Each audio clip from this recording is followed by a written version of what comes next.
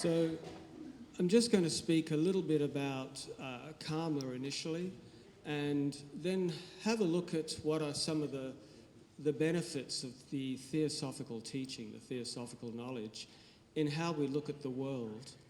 And then I'd like to actually have a look, just very briefly, at the 5 major initiations, the transition from the human kingdom to the divine kingdom.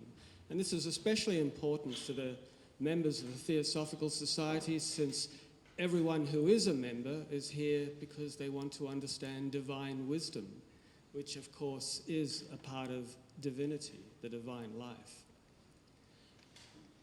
So this, from the Bhagavad Gita, it says, all actions in their entirety culminate in wisdom.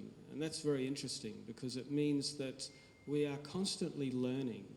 It doesn't matter what we are doing, we are actually in the process of learning. When we're sitting down in a bus stop or a train station feeling bored, wondering when the next vehicle is going to come along, we're learning all about boredom, and we're learning all about sitting down in a train station. When we're studying theosophical material, we're also learning as well. But of course, in this instance, we can actually reach up to a much higher state of consciousness, unconscious to ourselves, but still we can touch the Buddhic plane, the plane of wisdom. And also when we are dealing with other people, we're also learning how to develop and improve our relationships, whether we fail or we succeed. Annie Besant once said that every failure was the seed of a future success. And it's such a great statement. I always think of that. No matter how often we fail, no matter how often we make mistakes, it helps us to learn. It is one step closer towards wisdom. In fact, it is wisdom in making those mistakes. And it goes on to say, learn thou this by discipleship, by investigation, and by service. Well, these are the same 3 objects of the Theosophical Society. Service being a part of the first object of the Theosophical Society. Investigation, very much a part of the second object. And we normally call the third object meditation, but here they actually are far more accurate in describing it as discipleship, because meditation is a discipline as well. And then it goes on to say, the wise, the seers of the essence of things, the anointed, the perfect, the enlightened, will instruct thee in wisdom, and having known this, thou shalt not again fall into this confusion, O Pandava, for by this thou wilt see all beings without exception in the self, and thus in me, in the one self. I'm sure as some of you know, the story of the Bhagavad Gita is the story of the Logos and the higher self in the dialogue between Krishna and Arjuna. But it is also the dialogue between the higher self and our own personality as well. It fulfills both of those roles. And then it goes on to say, just as importantly, even if thou art the most sinful of all sinners, yet shalt thou cross over all sin by the raft of wisdom. So again, all of this knowledge, all of this wisdom that we accumulate life after life is contributing to building the raft of wisdom. As to how fast we build that raft of wisdom, that depends very much on us. It's been said that there are 2 ways of approaching the journey towards the spiritual. One is the slow way around the mountain, the allegory of the mountain. One progressively rises to the top, and the other is to take the fast way. The fast way is considered fast also because in the slow journey one accumulates more karma in all of the dealings and taking that slower out.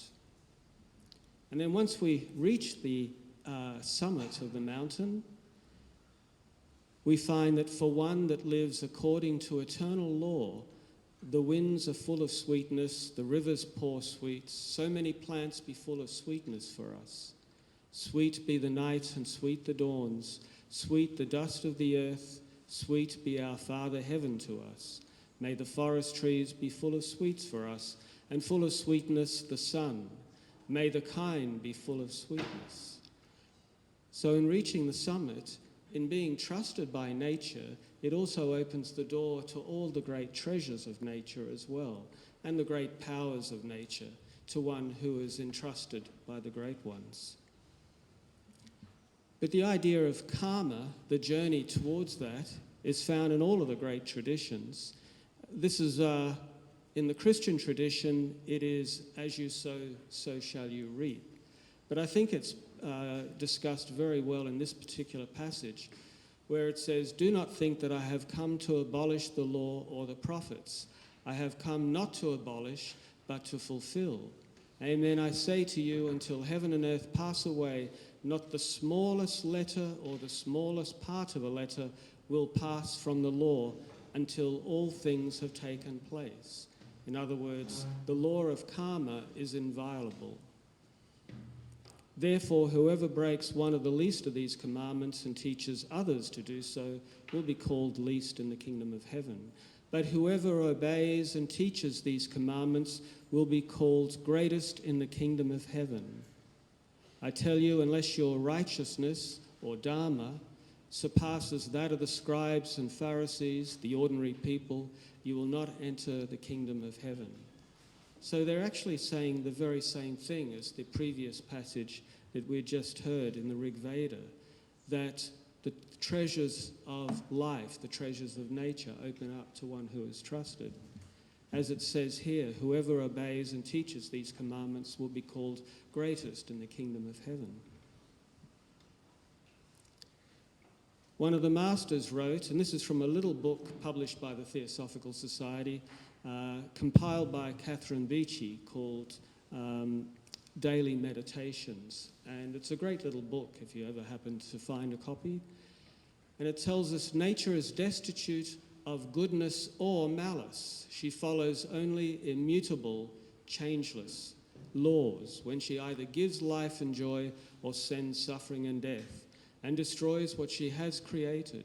Nature has an antidote for every poison, and her laws a reward for every suffering. As we heard previously, even in the animal kingdom, there is the reward for the search for food, for example, in the development of intellect, in the development of confidence, in the development of faith, and as she said, the seeds of other qualities that will be more fully developed within the human being. They also say the law of compensation can reward but those who have resisted the cruel stings of earth-born desires, whence there is no temptation, the merit of withstanding its feeble voice is null and cannot claim its reward. In other words, where there is little resistance, little opportunity for growth, then there is little development spiritually. The great troubles and difficulties of life contribute to our faster development. And it's said that there's no greater time for spiritual development than this period in our history where the forces of materialization and spirituality are evenly balanced. The great challenges are so strong that it means great growth, as it does with anything that we put our minds to, the development of intellect, or even something simple as doing weights.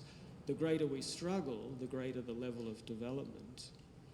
And it's interesting that as long as we are perfectly pure in terms of our dharma and in terms of our karma, there is nothing that can possibly harm us as well.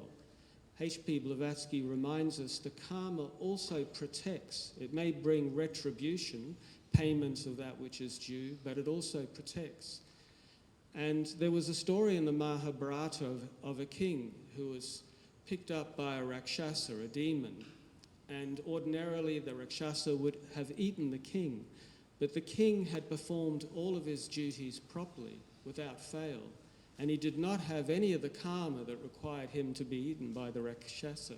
So the Rakshasa had no choice but simply to put him down and continue on his way.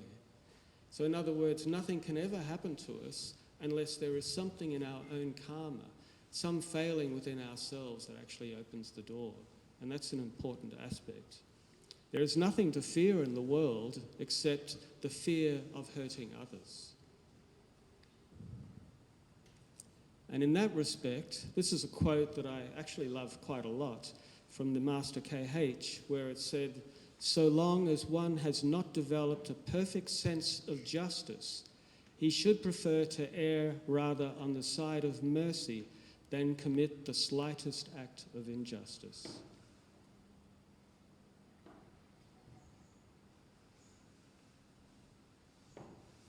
In other words, not to perform any action if there is the slightest hint that it may cause pain and suffering to others.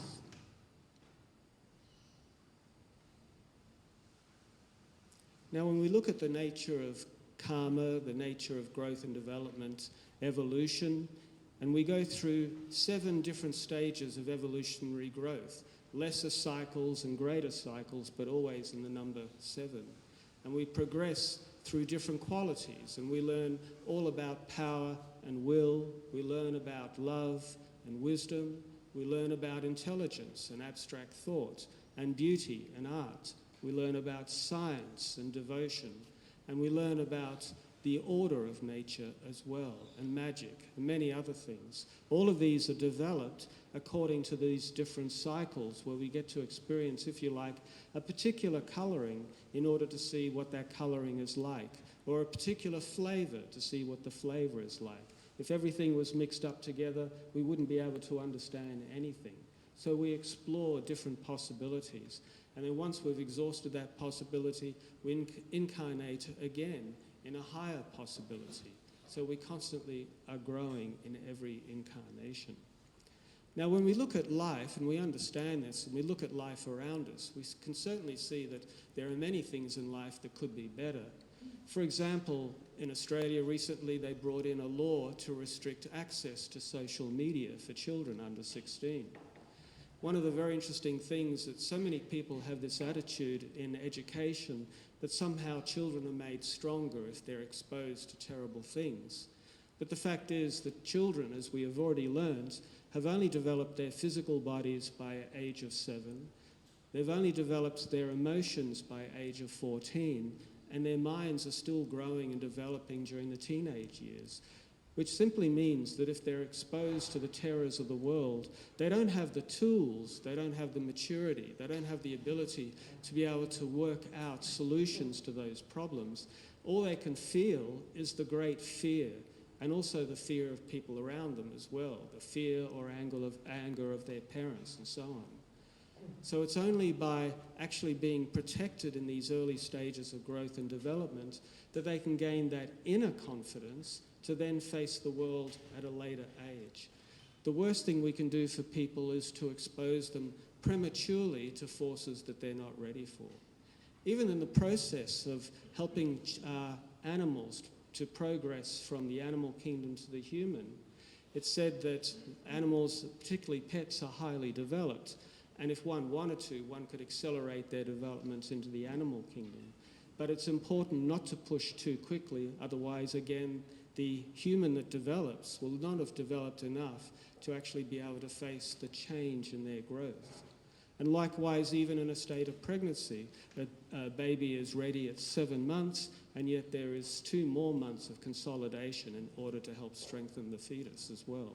So it's important that everything falls in its own time in order that everything has a chance to grow and mature and develop. And so that's one thing that could definitely improve is our protection of children, not exposing them until they're actually at an age where they have the tools, the understanding, the intellect, even the spiritual development to be able to face their problems. This was allegorized in the tale of the Buddha. He was protected very much by his parents, his father the king, because the father the king believed that the Buddha would somehow be taken away from him, and the great question of whether he would choose to remain a prince and then a king within the kingdom, or go and become a great teacher. The king was afraid that he would leave the kingdom and become a great teacher. So he made sure that he protected the Buddha and surrounded him with beautiful things for his entire period of growth. And that gave the Buddha the strength of character to be able to face all of the difficulties in the outside world. It wasn't being terrorized as a young person that gave him that strength. It was the nurturing, the love that gave him that strength, because love is a real power. Then when we look at prisons, for example, it's interesting to note that the karma of a crime is not a prison sentence. That's actually from a different kind of karma. If it was, that every person who committed a crime would automatically go to prison, but we see that there are many people who commit crimes who are never discovered. And certainly it points out that there are two different karmas at work. Yes, it is good to restrain someone from committing more crimes after they're caught, but are we really helping them when we send them to a university of crime, where they can learn to become even more hardened, even rougher, even more terrorized? So we should look at criminals with a sense of love. The Buddha in the Dhammapada wrote, and this is a translation from Edwin Arnold, which is probably the best translation I've found, which is that hatred ceases not by hatred. Hatred ceases only by love. That is the law. And I think that's the most important thing. If somebody has committed a crime, then they don't deserve to be placed with other criminals. They should be in a place, perhaps still restrained, but in a place where they can learn all about love. In other words, not denying them visits from family and friends to help encourage them to actually become better people, to help them to think over the things that they've done. And there's no greater opportunity to grow and develop than thinking about the mistakes that we've made. If karma really wanted to punish us immediately after we'd performed an action, we wouldn't really learn the mistake that we'd made, that we'd caused pain and suffering to others. All we would learn is to be terrified of the punishment that comes afterwards. And then out of fear, we would refuse to act. So because we don't have that link between our actions and pain and suffering initially, we also have that opportunity to think about what we've done before the punishment comes. And in thinking about it, we can actually develop a much stronger sense of conscience as well. So that becomes another reason why pain and suffering will come in later lives, not to mention the relationships that we have in the causing of that pain and suffering. So in prisons, we're much better off sending people in isolated places where they can be educated through the power of love, through those who actually love the person and can help them. That's not always possible. Sometimes people who've grown up as criminals have been encouraged by the ones around them who should have known better, even as young children.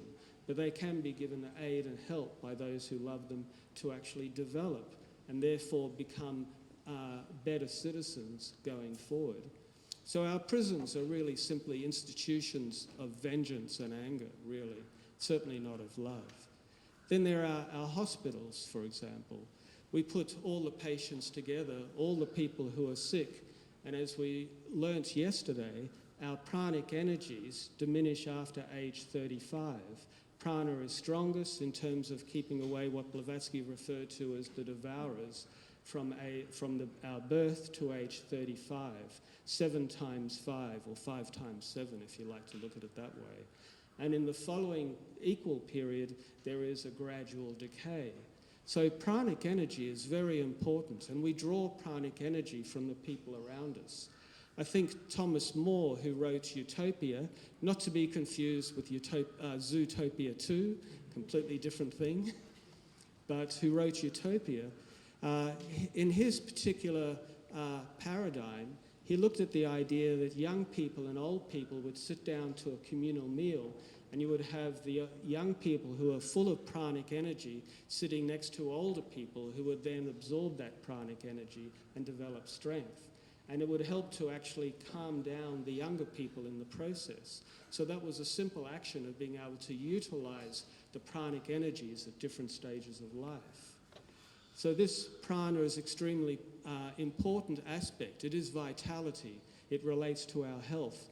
And yet all the people who are depleted of vitality, especially older people, people who have had accidents, are all placed together where they can vampirize each other and draw off the vitality from each of the other patients.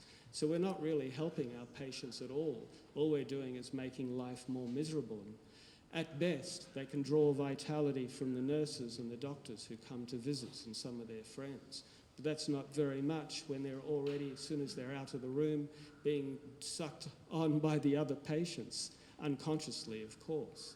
So we need to really look at how we can heal people by putting them in isolation and give them as much pranic energy as possible.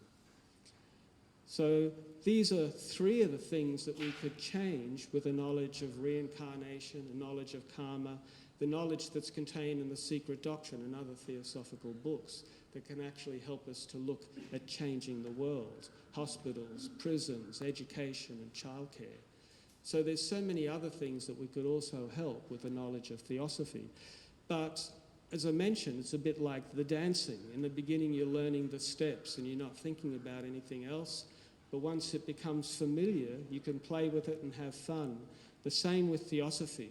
If you study theosophy, if you learn it, and then you become so familiar with it that it becomes second nature, then you can start playing with it. Then you can start seeing how it can apply to society, to the institutions in society, to the people who require help around us.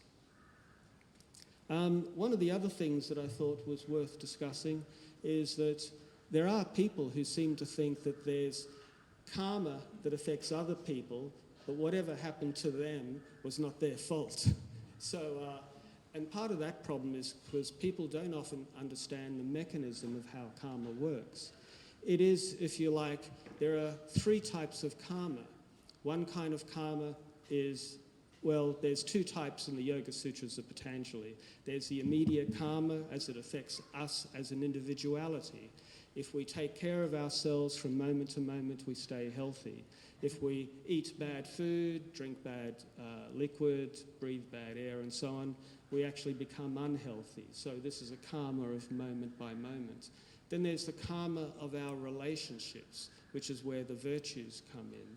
And this is a different kind of karma. Now, the good type of karma is where we see that we can help a person who's sick, but maybe it's because they haven't written their will yet, and we're thinking that we might be included in their will. So there's a selfish motivation there, and it may be that we will eventually benefit by having some of that money come to us.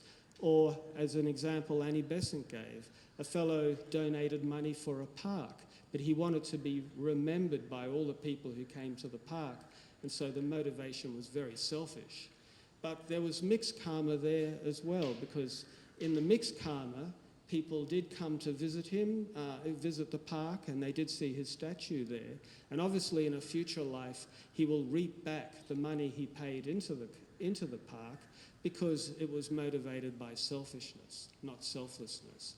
But at the same time, he will also reap some of the unselfish karma unconsciously, because it did bring happiness to all of those who walked through the park. And it would be unjust to deny him that happiness that would also come to him as well, greater opportunities to provide help to others. Then, of course, there's the more obvious bad karma, as it's called, where we take away opportunities belonging to other people through theft or death or some other means. All of these tend to affect the opportunities another person will have, and so the karmic return of that is we are also denied opportunities, again through theft or death or some other means. But Annie Besant said that also there are ways to work around even that kind of karma. The karma where in giving service to a person, rather than necessarily dying for them, one can also, in the loss of opportunity, pay off that karma. But then there's a different kind of karma, which is not really karma as such, but is where work is done selflessly. And there is a direct line from ourselves to the heart of the Logos. And there is a response, as it's described, that comes back to the person. And that results not only a growth in our aura, for example, but also a greater opportunity to provide service in future lives. And it's that kind of karma that brought the opportunities to the Buddha, to Krishna, to the Christ, and to Pythagoras and all the other great teachers. It was all of the lifetimes in the past of giving selfless service that brought greater opportunities to help not just a few dozen people, but literally billions of people down through the ages. So that's also a very powerful, that's the most powerful karma in a sense. All the other karma is on a curved line, whether over several lifetimes or many lifetimes. It always forms a curved line because it's based on selfishness.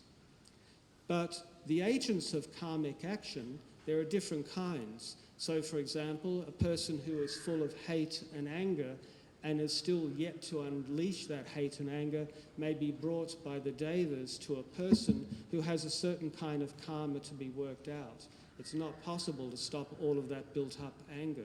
What we think creates our karmic actions. As it says in the Bible, the one who has lusted in the heart has already committed their karma, the action. And as it was said by Thales of Miletus, the one who thinks about doing wrong has already done wrong. So it's simply looking for an outlet of this thought energy. And so the devas will bring that angry person to someone who's meant to suffer and allow that anger to play out. And that's part of the nature of thought and karma. So this is part of the great test and tragedy of allowing angry thoughts to build up within ourselves over a long period of time. Every energy that we set in motion has to have an outcome. Likewise, the person who constantly thinks about making money or making money by doing something, and that will also result in opportunities in a future life.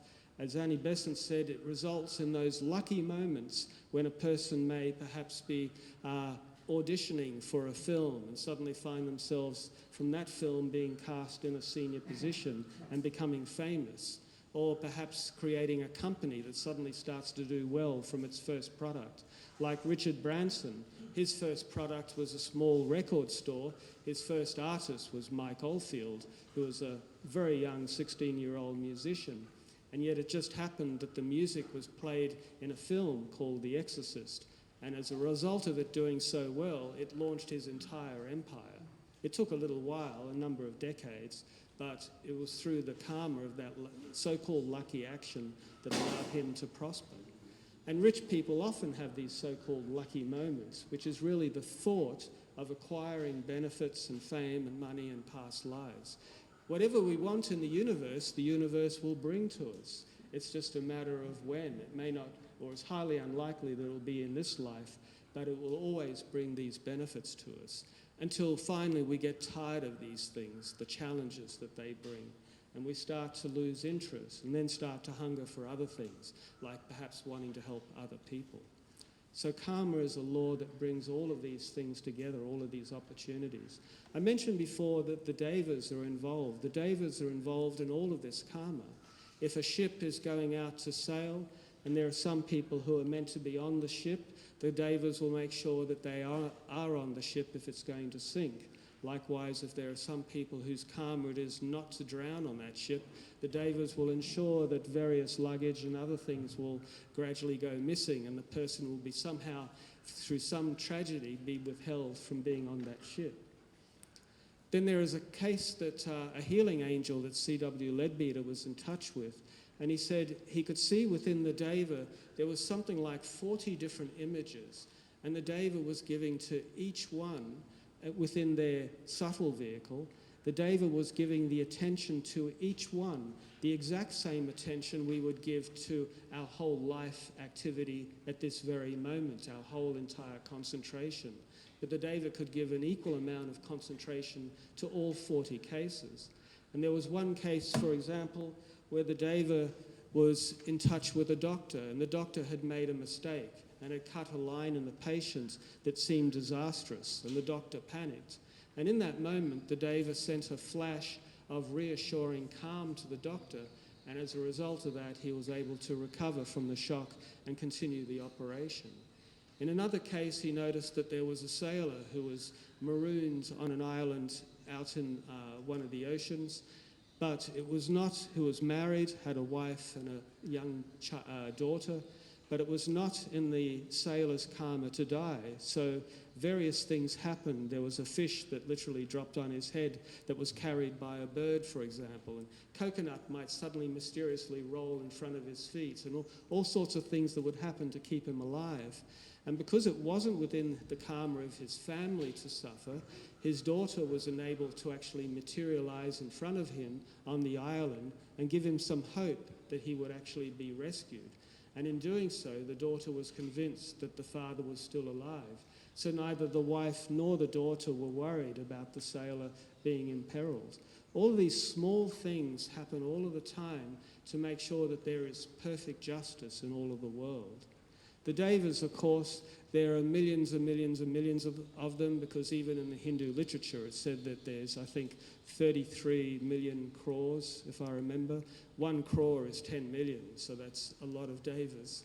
And then there's all the hosts of nature spirits, not unlike family pets and their intelligence. who also assist in all of these types of operations. And also the bringing down of light and energy down to nature and the stimulating of growth too. They perform many different functions, including those involving ritual.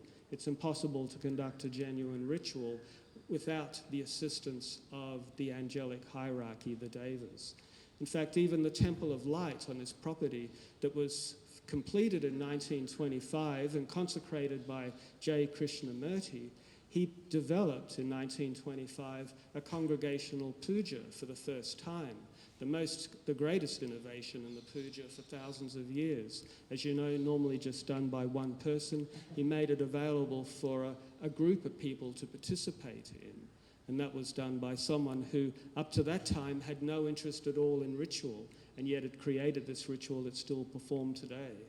And CWL observed the clairvoyant effects of the ritual and found that there were devas also involved and also linked to the ritual by Krishnamurti, or something that perhaps overshadowed him, and that they were also involved in the particular ritual as well, as they are often in church ritual, Masonic ritual, and so on.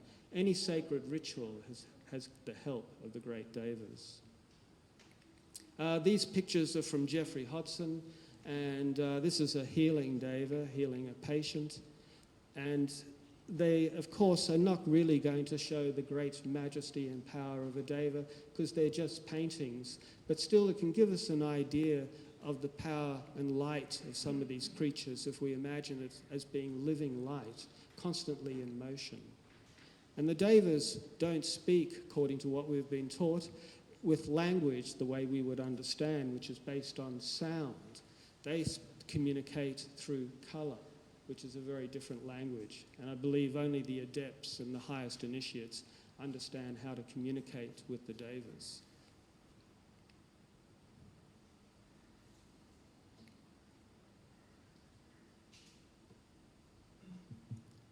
I'm just going to change PowerPoints briefly.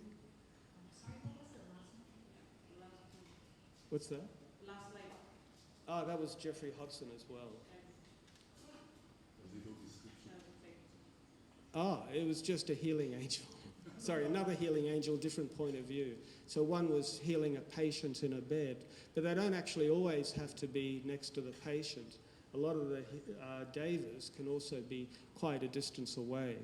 Jeffrey Hodson also had a healing ritual which can be done invoking the healing angels to bring healing to someone as well.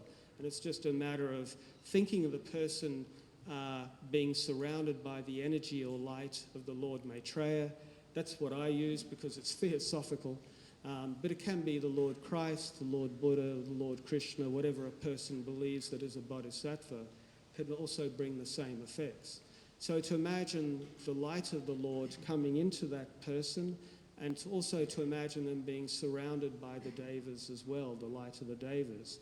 And then you invoke the connection by saying, may the healing power of the Lord Maitreya descend upon the name of the person, and may the holy angels encompass them. And that forms a direct link with the devas that enables them to bring healing.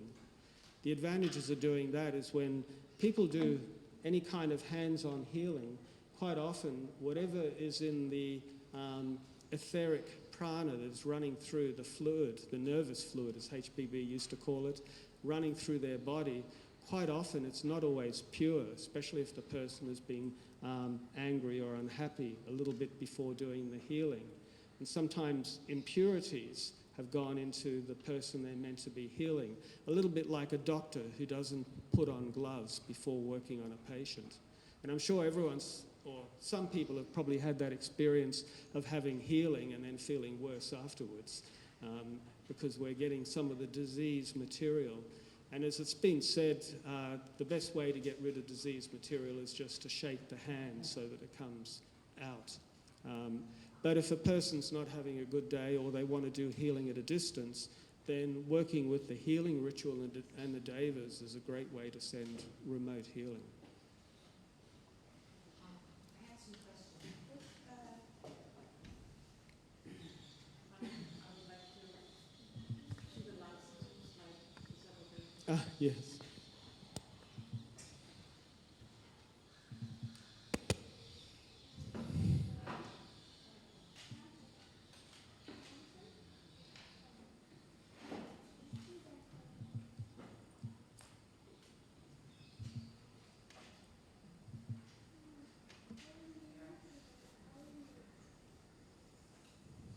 It's a nice picture. I like these ones, the two healing pictures.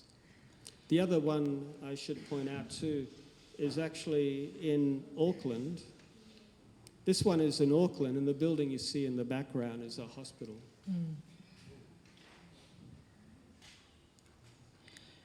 So the first question is, you say that Devata communicates by colors, not by sound, which is language.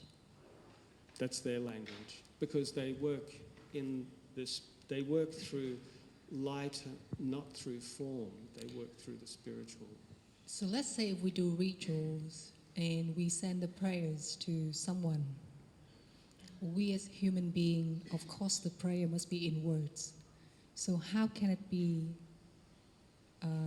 translated into colors so they can understand? Does it mean that because we saying a prayer and within ourselves there's a kind of like emotion or a feeling that comes from the astral body, because the astral body is full of colors? So I think that must be communicating from there. So please correct me if I'm wrong. No, well, not according to the literature anyway.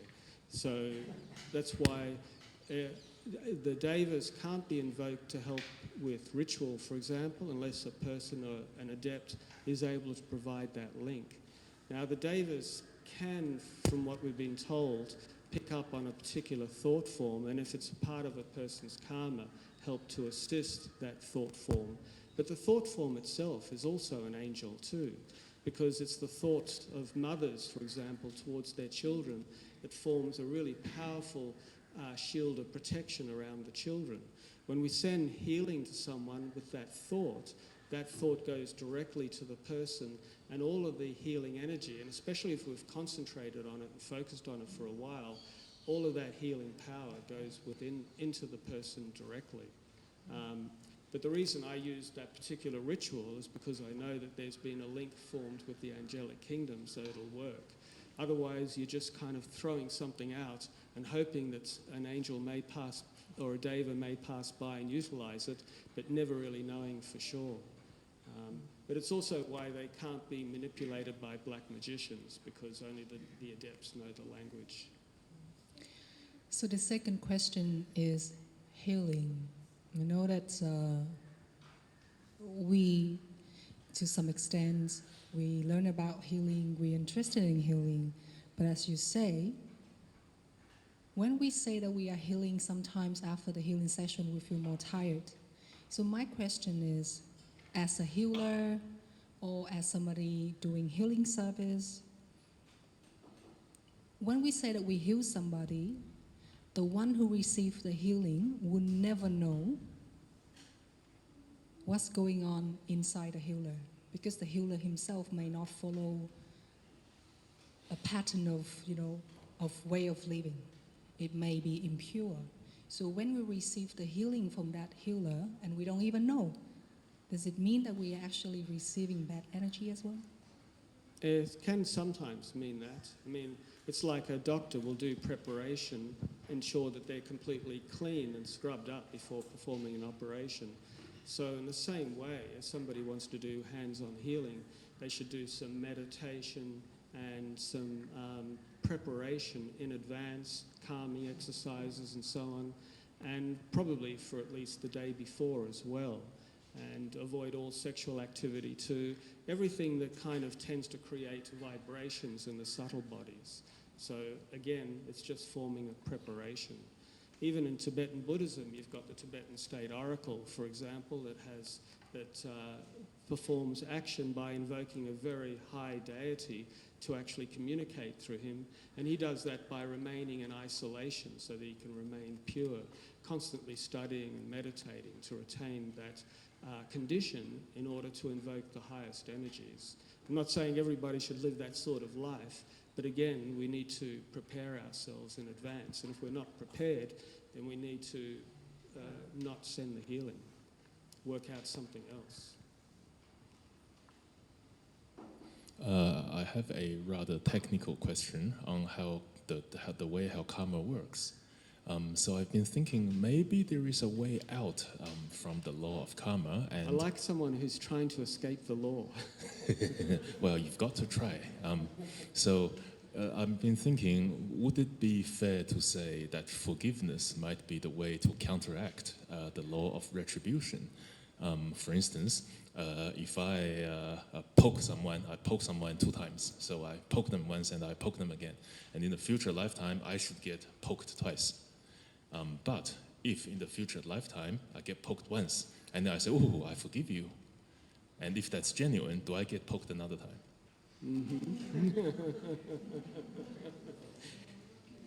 You should be a lawyer. Well, no, because each action has already created an energy that's been set in motion.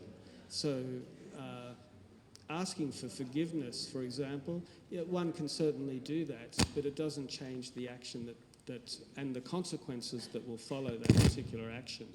So I mentioned the thing about prisons before, that when people go to prison, they're actually paying for a restriction that belongs to a past karma, not for the action they performed in this life by, say, stealing. The action of stealing will result in the loss of something in a future life. So the karmas are two separate. Likewise, the karma of, through an action of, no offense, selfishness in tapping yourself in the hopes of avoiding karma is not likely to undo the karma that's set in motion. In fact, then you've also got to deal with your own karma.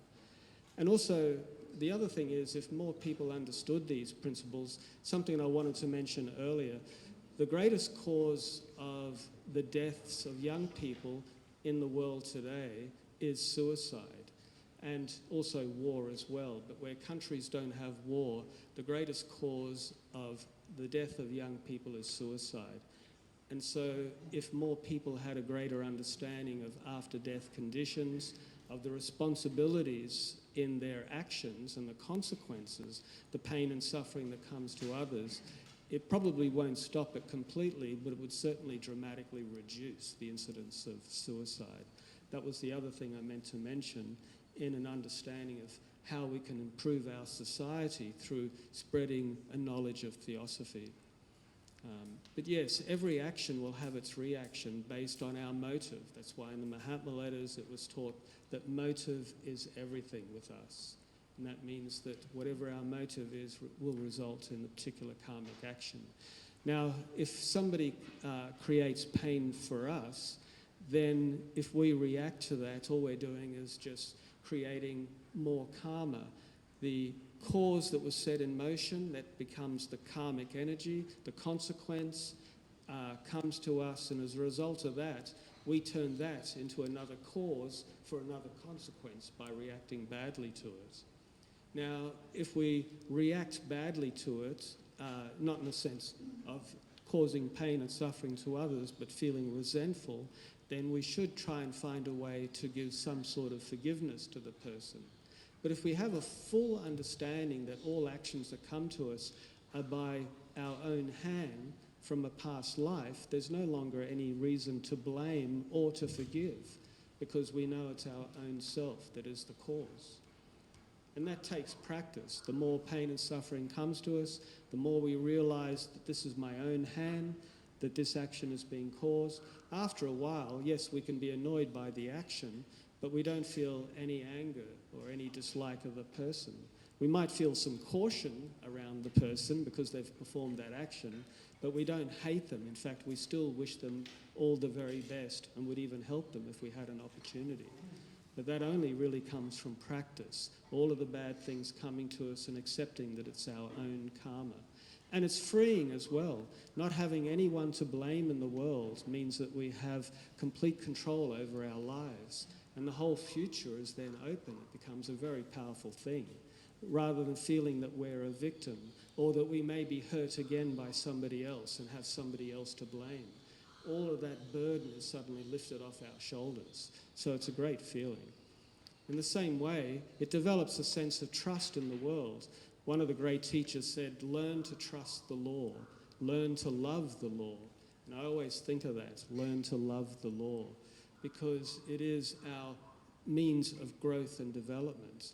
And we will never suffer from anything that's undeserved. And obviously there'll be a lot of small things that will be deserved, like for example if school children are performing little hurtful things to other children, that may not necessarily come back as direct incidents, but there will be an accumulated karma that will eventually work itself out in kind of disruptions and minor pains and aches and so on later on in life. So all of these things have consequences. But it is very freeing. It means we determine we can't do anything about the past karma, but we can determine our whole future karma, all of our future lives. And of course, again, that brings us back to the three objects: discipleship, service, and study. The more we practice those things, then again, we're not creating so much negative karma. Any other questions?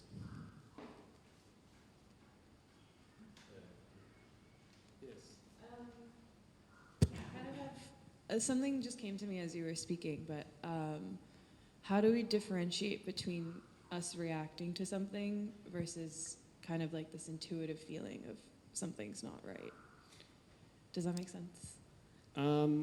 Yeah, that can often happen where a person feels annoyed by something that someone's done and they're thinking about what should they do in response, because there's always a responsibility. So if somebody hurts us in a particular way, we might be willing to allow that to pass, but we might also be thinking, well, what if they do this to someone else? Am I complicit in causing pain and suffering by allowing that to happen? And so we do have a responsibility in those situations, and that means we often gain something of an intuition. Or if there's no intuition, it's good to constantly ask ourselves the questions and try and provoke an intuition. What should I do? Is this the right thing to do? Or am I just simply sparing myself some time and trouble? Because we do have a responsibility to all those around us by our every single action that we perform.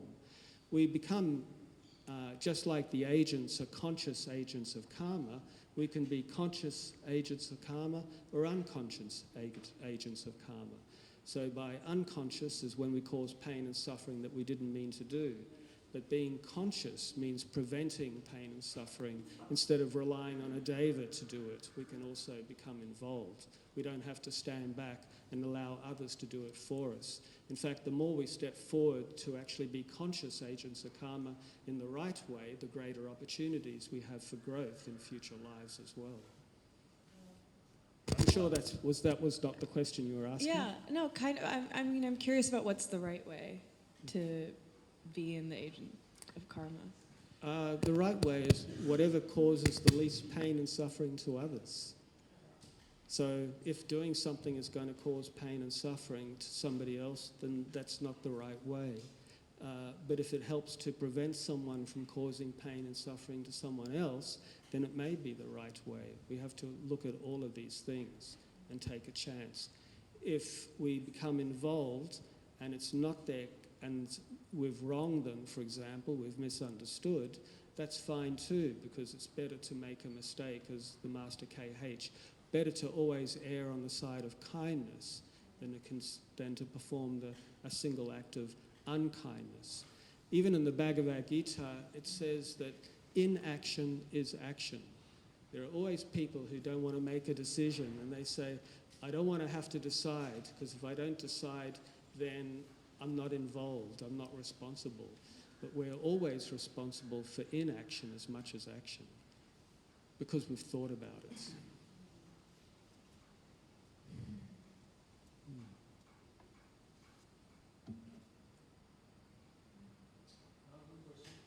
Yes.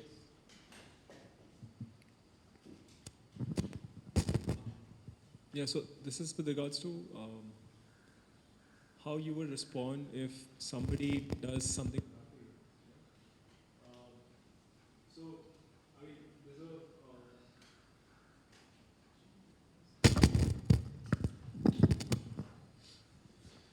mean, so in, like, I mean, theoretically, in game theory, the best response is generally, to always do good to everybody else.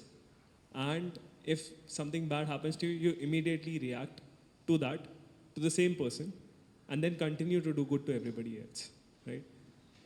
But what would you say in terms of how we should deal with that? That's the theory. What do the teachings say in terms of how we should react to things when, as per the interpretation of karma? If I've heard the question correctly, sorry, can you just repeat that?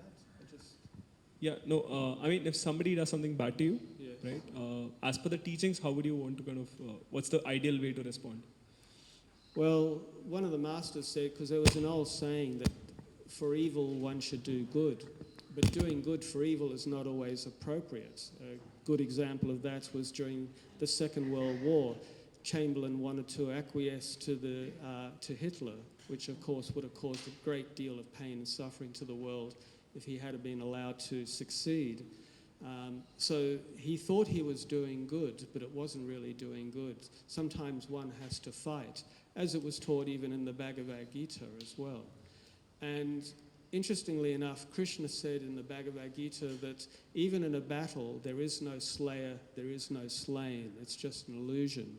But he also says that where there is one who is victorious and one who is slain, for the one who is slain, they will enjoy the spoils of heaven. For the one who is victorious, they will enjoy the spoils of the earth. So, as the earlier quote said, there is always compensation for every act of suffering, no matter what. So all we can do is develop our wisdom to actually try and look ahead to see, well, what are the consequences of my actions now? Will this cause more pain and suffering to others, and to who? So it's always best to look ahead to all the possible consequences and see what we can do to mitigate those consequences. If I do this, will it cause that? If I do this, will it cause that? Because most people often just will simply react to things and not think about consequences. The greatest fear of all is to hurt another person, another human being as well. So we should always be thinking, will this cause pain and suffering or harm? There's an old saying that says the road to hell is paved with good intentions. That's where people have not thought ahead, not looked at all of the possible consequences. But I would also say, again, keep asking yourself questions. Stimulate the intuition. The more you turn to yourself and ask yourself questions, the more you'll gain a response, as well as through the practice of meditation. Quite often we just don't ask ourselves enough questions. Why am I doing this? What are the consequences? Is there a better way? Am I really angry? Am I pretending that I'm doing good when I'm not? Challenge ourselves. I feel like doing this, but is this really the right thing to do? Or is it something else? Sometimes we find we can even be arguing with ourselves because we want to do something, but we know deep down it's not right. And we have to argue with ourselves until we come to see reason for ourselves. If that makes sense.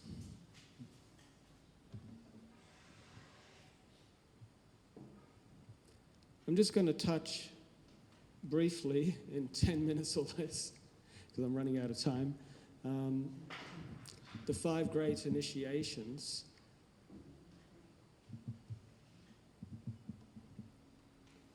And of course, as we're looking at the science of opposites yesterday, it's also important to develop opposite characteristics to weaknesses within our personality. So if we feel that we're a bit selfish, we need to find ways to please other people, be a little bit generous, be willing to spend money, take time, look at helping others. If we're constantly irritable or agitated, we need to constantly think about becoming calm and being relaxed before we do anything. If we're feeling angry, we also need to examine ourselves and learn to be calm too. So whatever emotion that we happen to be feeling most regularly, these are the emotions that we should be questioning and trying to find the opposite feeling, the truer, more sattvic feeling, and developing that. Again, that only develops through habit. The Greeks had 4 virtues, of course, the ancient Greeks, which was fortitude, temperance, prudence, and justice. Fortitude is about strength, strength of character, strength of resisting temptations that will take us away from the spiritual path. Temperance is about self-control. It's not about just giving up alcohol and drugs and other things. It's about being in control of oneself. Prudence is looking at things intelligently, calling for wisdom. But justice is the most difficult of all, because we can only be just in our relationships by actually perfecting the other three virtues. These virtues are all about character traits within our personality. We need to be just to all. And again, the Sambuddha, because the Sambuddha is one who can even teach other Buddhas, who's earned the right to teach. The Sambuddha said, again, this is quoting from the Mahatma letters, by the destruction of ignorance, so in other words, through knowledge, through wisdom, through understanding, we destroy ignorance. By destroying ignorance, we destroy the samskaras, the desire to accumulate. And through that, consciousness of wanting those things, name and form, thinking about those things, the 6 regions, the sense organs, contact, sensation, thirst, as well as attachment or selfishness, existence, birth, old age, death, grief, lamentation, suffering, dejection, and despair are destroyed, such as the cessation of this whole mass of suffering. And that's the dependent origination. Also, the 12 signs of the zodiac as well. So through wisdom, we destroy all of this chain of causation that follows. The preparation for the spiritual path, of course, is through various spiritual texts, but in the theosophical literature, it's through the little book At the Feet of the Master, which gives the same basic teachings that you can find in Hinduism, Buddhism, and it can be found in Christian literature, but it is much more difficult because it is less ordered and logical. And of course, we learn about discrimination, desirelessness, good conduct. Discrimination is very interesting because I think I mentioned it before, but it's worth repeating. The very last chapter says that the best way you can help your brother is through that which you have in common with them, which is the divine life within. Where you meet people where you feel that you have nothing in common with them whatsoever, then rely on the divine life within you to try and reach the divine life within them. The last one, of course, is love, which is a translation of anuloma, direct order or succession, signifying that its attainment follows as a natural consequence from the other three. It's also mumuksha, the desire for emancipation or liberation. Now, the master who taught these to Krishnamurti would go out of his body at night. He was only about 13 years old. And he would receive instructions from the master KH, and in the morning he would come back to his body and just write down a couple of sentences that had been given to him the night before, because he was so young, and that was why he did it that way. And after some time, he had developed this book, which a number of theosophists felt that it might be worthy for consideration by other people as well, and so it was published as a little book. But when the master wanted to translate mumuksha, he felt that the desire for emancipation sounded selfish and didn't really represent the true intent of that particular word. So he instead utilized the word love, which in no way is an actual literal translation of mumuksha, and yet it captures the very essence of it, which is love. The motivation of wanting to help all of humanity. That's that type of love. And of course, the great test of initiation have been found down through the ages, whether in ancient Egypt, the weighing of the soul. This is a papyrus that where the soul of the person is being weighed by Anubis against the feather of Ma'at. Ma'at represented the divine mind, so it also represented justice as well. But the feather, in this case, it's just a plain feather, but is often also in a jar as well. I think this one was in a jar. And sometimes it's the heart in a jar is what I should say. It is the heart in the jar that represents the causal body, that body that comes into incarnations. After each incarnation, it draws back into itself the essence of that life, all that is selfless, that it can relate to, all that is noble and true and good. And obviously that grows and increases as souls continue to evolve and develop. And so the jar holding the heart symbolizes that causal being, the Karana Sarira. And the neophyte is then given two choices. If the heart is too heavy, too material, against the feather of Mart, then Amit, the devourer, will consume the soul. Of course, the soul is not consumed. What it's really saying is that it is consumed by the animal nature of that person who still has desires to be resolved. The animal nature is always symbolized by a vicious animal. So that symbolizes being devoured by our own desires. Just like in the after-death states, you have Odysseus in the Homer's Odyssey. Odysseus went to the underworld where he found Tantalus, and Tantalus had the fruit coming down towards him, and every time he reached out, his desires were so strong that the fruit would then move away from his grasp. Water would come up to his chin. Every time he bent down to drink of the water would recede. Because on the astral plane, the plane of the 7 hot hells and 7 cold hells of the Buddhists, the 7 lokas, cold lokas and hot lokas of the Hindus and so on, the hell of Christianity.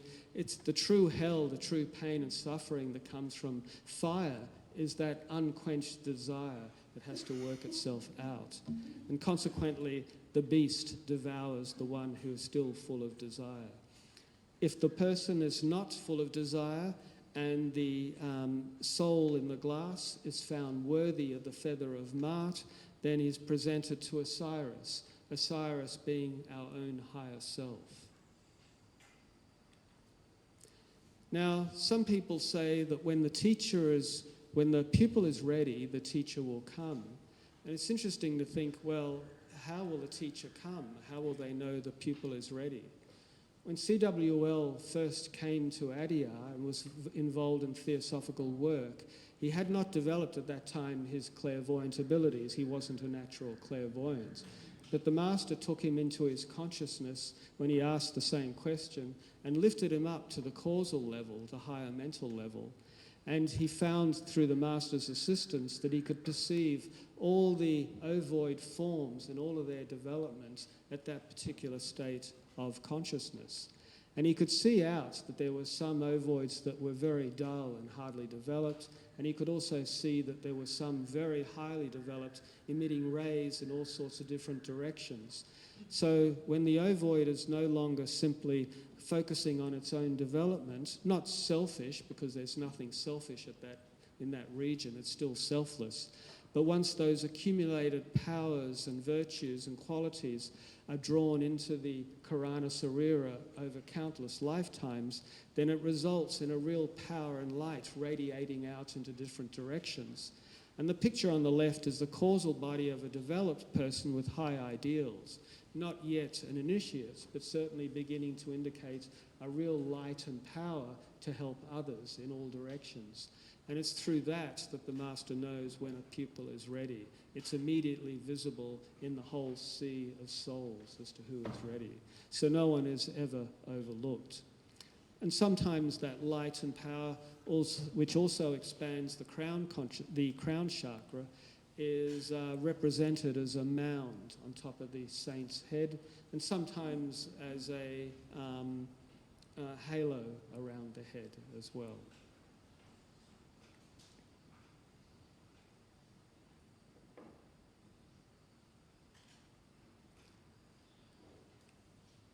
Now the first initiation, Sotapatti or Sohan, he who has entered the stream. So I've put the Buddhist version first, followed by the Hindu version.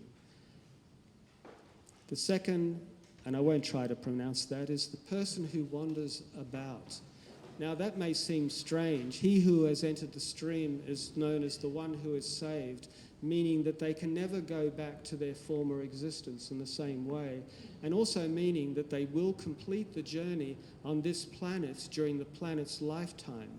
All of the allegories of Noah's Ark, or the Matsya avatar, for example, those who are being saved and put into a boat or a bark, the Babylonian story of Gilgamesh. These stories symbolize the intra-nirvanic state where souls on one planet, while the planet is destroyed, are held over to continue their journey, their development on the next planet to incarnate that life. Because if people haven't had a chance to finish their journey, let alone those who are evolving as animals, plants, the mineral kingdom, the elemental kingdoms, surely it would be unjust to see them all destroyed when the planet is destroyed. So they are held over in a nirvanic state until the next planet is formed and growth again continues. A person who wanders about is one who is free of responsibilities. In the Christian story, Jesus said, follow me, abandon your parents, abandon your wives and husbands, simply follow me. He doesn't really mean one should absolve oneself of all of those responsibilities. In fact, as the Master said, one has to complete all the small responsibilities in order to earn the right to complete the greater responsibilities. But it means someone who is no longer taking responsibilities onto themselves. They're looking for ways to free themselves to be of help to others. And it's symbolized just as the being born as a human being, the first step in individualization, the birth of the Christ, or Christmas, the first initiation is known as the twice born. And of course, there is always a test that follows each initiation. In this initiation, the test that followed was the slaying of the innocents. Kansa, who was the uncle of Krishna, who slayed all of the innocents in the search for Krishna, and a story that was later repeated in Babylonia and in the Christian Gospels as well, the killing of the innocents by Herod. All of these stories are often repeated in different traditions, but the earliest that I could find was in the story of Krishna. And there are also fetters that have to be overcome in order to proceed to the next initiation. Sakyaditi, the delusion of self, or Atma, the personal self. Doubt or uncertainty. And that doesn't mean that one should have blind faith. One should examine everything, but examine it reasonably, examine it with the intuition. And of course, superstition. Materialism and superstition are the two of the greatest evils in the world today. I'm just going to go through this very quickly so you can have time to do a group session. The second initiation, the man who returns but once. Incidentally, there are approximately, and there are variations to this, but it's said that there are 7 initiations from the first to the 4th initiation and 7 from the 4th to the 5th, broadly speaking. So this one is symbolized by the baptism in Christianity. And the great test was the 40 days in the wilderness and the ordeal of fierce temptations. One is on the precipice of developing greater psychic powers at this level. Consequently, one has to be trusted before those powers are bestowed on them, the secrets of initiation. And so you have the allegory of Jesus being tested by Satan. Satan means adversary, which of course means ourselves. We are our own adversary. And of course, the temptation of the Buddha by Mara, all of these temptation stories touch the second initiation. The third initiation, Anugaman, he who does not return, or Hamza, the white swan. And of course, the white swan, the one who swims above the waters of the emotions. And it's also allegorized in Christ walking on the waters of the lake as well. And the two fetters that have to be overcome is attachment to the enjoyment of sensation, including earthly love, and attachment to anger and hatred. In the 4th initiation, you have the Arhat, the venerable, the perfect, having merit, and also Paramahamsa, the supreme swan, or beyond Hamsa. And this is symbolized by the element of fire, the triumph into Jerusalem in the Christian story. And a love of life shines clearly for others to see. The test is the great bitter agony in the garden, which is the agony of the personal self, rejected by all and crucified, and becomes one with the lowest and highest planes or states of consciousness.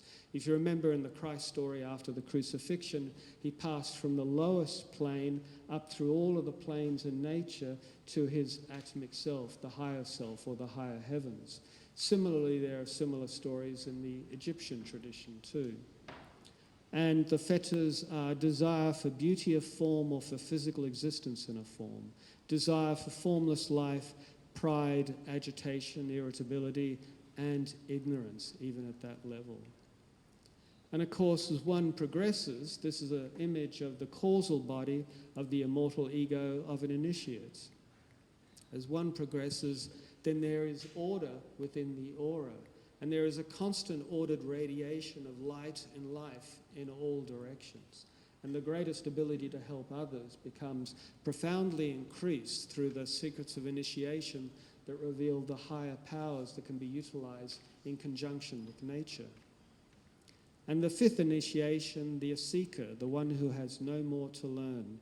If you remember, the Advaita means the end of the Vedas or the end of knowledge, no more to learn. They become the Jivan Mukti, the liberated self, liberated while living, the philosopher who dies while alive. And I'll stop there just so we don't go too far ahead, but that's just a brief introduction into the initiations.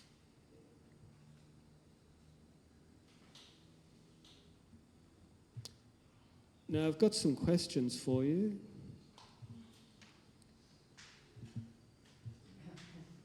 So if you can get into groups of 5, please. And the questions will be, what is love? What is falling in love? What is falling out of love?